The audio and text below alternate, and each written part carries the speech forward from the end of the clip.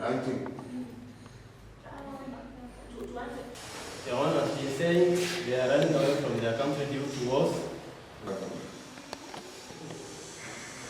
Your Honor, the repatriation order can it be directed to the citizens?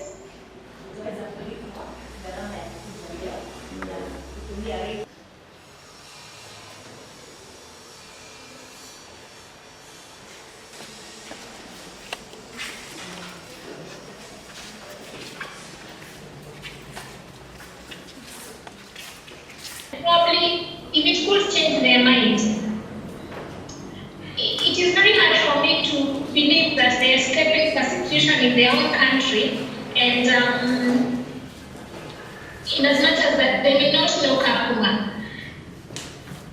I believe they may have a general direction of where Kenya is. It would help if in their mitigation they told the truth. Ethiopia is a very vast country, and saying that they were escaping persecution in Tigray might not be accurate. The nearest countries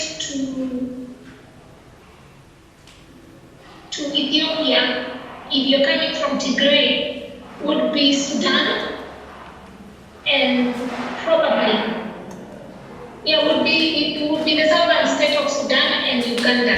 Kenya is a bit far. So if only they would say what they were up to, are they being smuggled or are they escaping? Because those are very two reasons.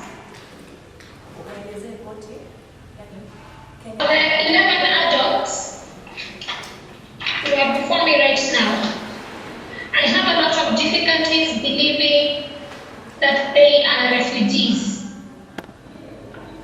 Refugees do not have money to hire a Kenyan vehicle with a Kenyan driver and a co-driver to escape persecution in Ethiopia. If they were escaping persecution in Ethiopia, they would not be found within Embu County. So for that reason, I have said they are not asylum seekers.